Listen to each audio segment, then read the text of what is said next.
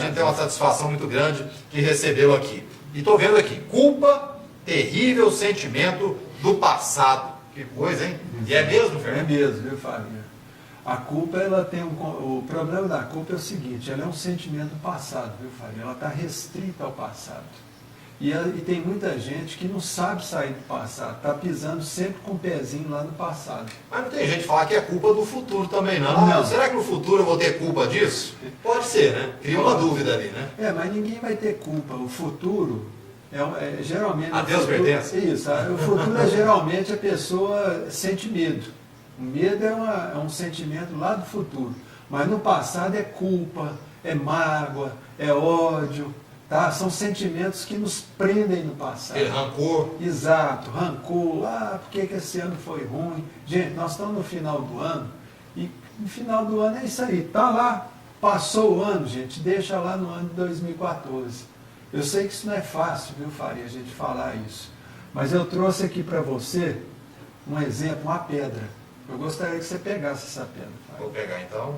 Tenta mudar essa pedra. Mostrar caso aqui. É uma pedra mesmo, viu, gente? Não é papel não, nem nada não. É uma pedra, pesada até.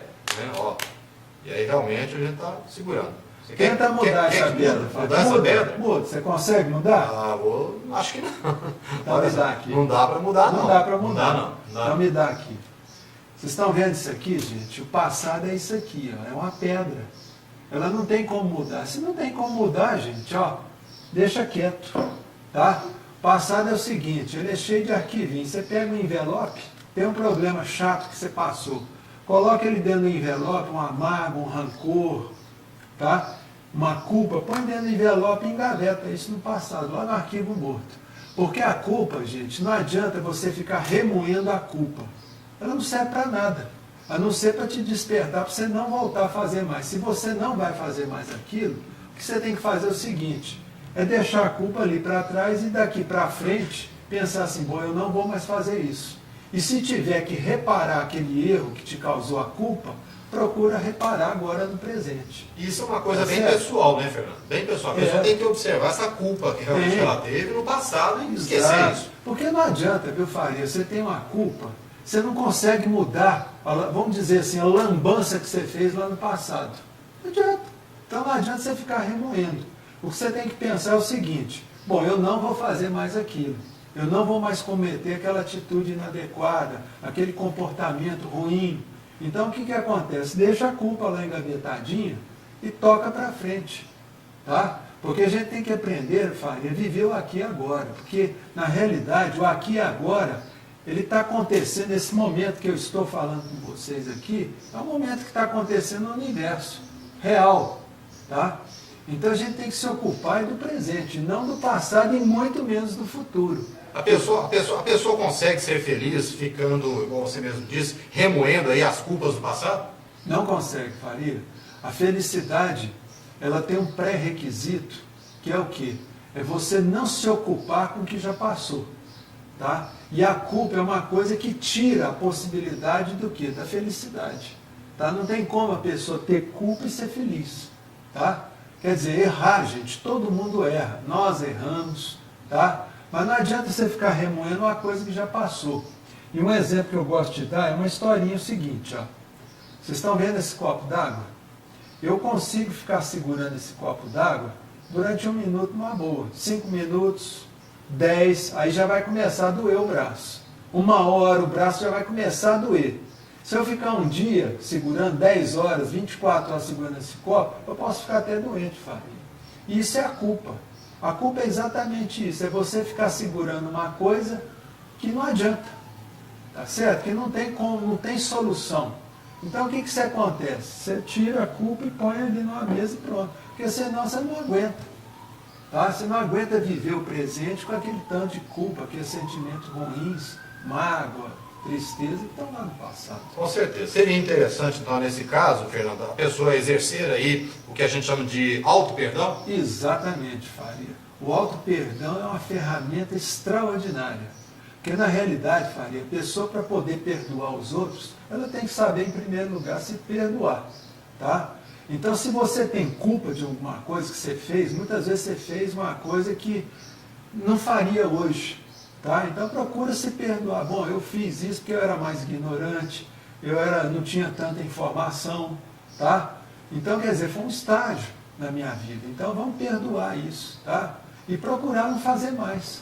Se auto-perdoa. Admitir o erro é importante? No caso, você falar, poxa, errei mesmo, sei que errei, isso é importante? Importantíssimo até para a questão psicológica da pessoa. Porque a pessoa que tem culpa, viu, Faria, ela pode desenvolver, porque o negócio é o seguinte, existe uma equação, viu, Faria, muito perversa, que acontece de forma inconsciente no ser humano. Quando eu tenho culpa, tá, eu desenvolvo aquilo que eu chamo de remorso. Tá? Então vem ali o remorso. E o remorso, de forma absolutamente inconsciente, Faria, ele faz com que você busque, de forma inconsciente, uma autopunição. Então, se a pessoa não souber se perdoar, ela vai gerar o que nela? Vai gerar uma autopunição.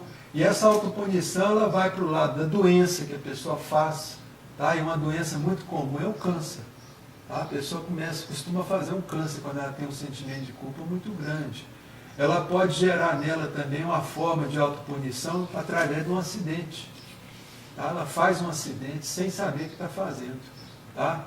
E ela também caminha também para o insucesso, tanto na área emocional dela, na área de relacionamento, quanto insucesso financeiro. Tá? Tem muita gente, por exemplo, que é igual a cadeira de balanço, viu, Faria?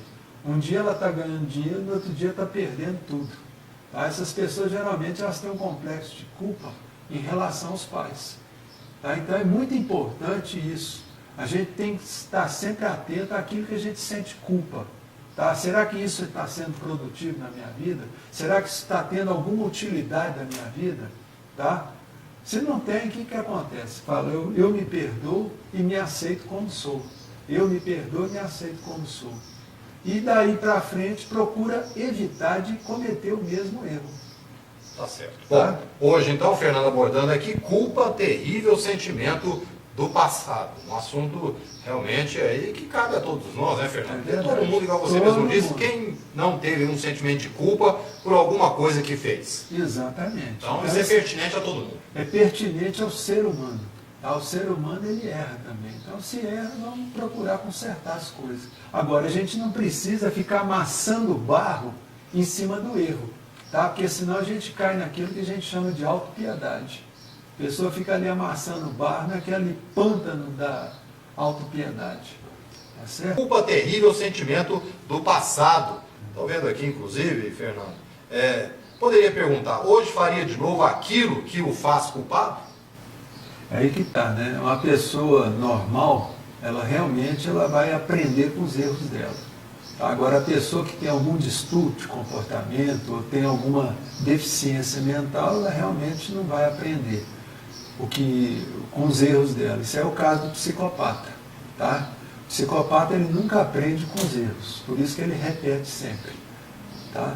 Então, a pessoa normal, realmente, ela vai... Bom, eu fiz, eu vou procurar não fazer mais. Esse caso aí do estupro, que a gente comentou agora há pouco, né, da acusação de estupro, né, de 14 anos, da menor de 14 anos, o cidadão, uma hora que ele para refletir, ele se sente culpado pelo que fez? Depende do sujeito, viu, Faria? Se for uma pessoa, igual eu estou te falando, se for um homem normal, que realmente cometeu o crime, ele vai ficar o quê? Ele vai sentir um remorso, uma culpa, tá? E vai procurar consertar aquilo. Agora, se for uma pessoa com uma personalidade que é antissocial, que a gente chama de psicopata, que tem várias gradações, ele não está nem aí. Ele não vai sentir remorso, portanto, ele não vai mudar. Viu? Então, aí nesses casos, por exemplo, a pessoa que é vítima, viu, Faria, do estupro, igual nós estávamos falando aqui, muitas vezes ela se sente culpada. Tá? Porque, será que foi culpa minha de ter despertado a libido desse sujeito? Quer dizer, e aí nesse ponto, essa vítima, geralmente, ela não faz uma queixa. Tá? E geralmente não faz queixa. Então é muito difícil a mulher fazer a queixa na polícia. Quando ela acha que ela provocou aquela reação. Porque inconscientemente ela se sente culpada. Se ele está me atacando é porque alguma coisa em mim atraiu ele. Quer dizer, a mulher não pode sentir isso. Tá? Se o sujeito ele se sente atraído e parte para o ataque, para o estupro, quer dizer, ele é que é um safado, vamos dizer assim. Ele tem que ser o quê? criminalizado. Dentro do termo, o erro é dele. O erro é dele. Não importa que a mulher esteja, vamos dizer assim, nua.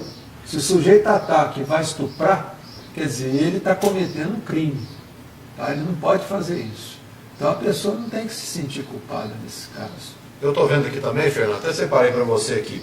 A culpa tem a ver com a arrogância de querer ser perfeito? Exato. A pessoa muitas vezes, viu, Faria? Ela tem aquele orgulho, fala, gente, eu cometi aquele erro e eu não vou me perdoar. Eu não me perdoo. Quer dizer, é uma forma de arrogância, porque se a pessoa fosse humilde, ela devia pensar assim, bom, eu errei, eu sou um ser humano, eu vou procurar não errar mais, portanto eu vou me perdoar. Porque igual a gente está mostrando aquele negócio do copo. Quer dizer, você segura lá 1 minuto o copo, tudo bem. 10 minutos já começa a doer. 1 hora você já não está aguentando mais. Tá? Embora, isso é a culpa. A culpa você vai guardando ela tem efeito cumulativo, viu, Faria? E com o tempo, ela vai intoxicando a sua alma, e essa toxidez da alma, Faria, ela vai refletir aonde? No seu corpo físico. Tá? E a pessoa normalmente ela vai fazer uma doença qualquer. Porque ela tem de forma inconsciente, ela busca o que? Uma autopunição. Então a culpa nesse ponto, ela vai ser improdutiva. Tá? Então a pessoa não precisa ficar doente, por exemplo, para redimir a culpa. Não, ela fala, bom, eu errei, tá? Se eu tiver que pedir perdão para a pessoa que eu errei, eu vou lá e peço. Tá? Peço e procuro não fazer mais aquilo, não repetir aquele comportamento meu, ou aquela atitude inadequada. Ô Fernando, no caso dos pais, por exemplo, que às vezes se culpam, às vezes por ter um filho que é usuário de droga, um filho que não quer nada com a vida, e possui aí vários tipos de problemas, geralmente a família, os pais podem absorver essa culpa, às vezes terceirizando para eles o que é de responsabilidade dos outros. Ô Faria, isso é o que mais acontece, infelizmente. Tá? Eu mesmo no meu consultório eu trato de pais que chegam para meu filho é alcoólatra, tal, será que a culpa onde foi que eu errei? Eu falo, minha senhora, só não errou em lugar nenhum.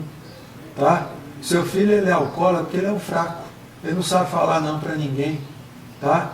Agora, eu sei que a senhora jamais ia querer ensinar ele a ser alcoólatra, usar droga, ou ser bandido, ou ser marginal. Claro que não. Ninguém quer isso. Ninguém quer isso para o filho. Pai nenhum, que é normal, vai educar um filho para ele ser um bandido, ou para ser um viciado, um drogadito, alguma coisa assim. Então eu falo para as mães, é isso, para os pais, falo, ó, vocês têm que procurar o quê?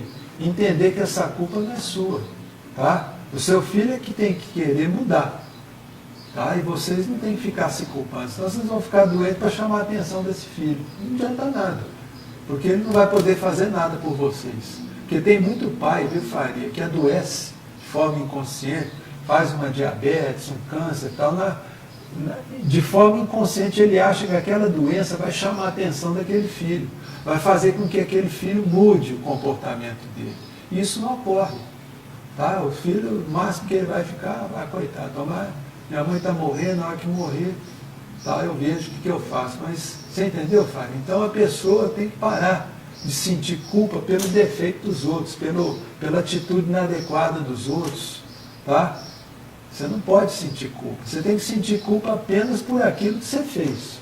Se você não fez, é verdade. Tá? Bom, hoje o Fernando está abordando para nós aqui culpa, terrível sentimento do passado.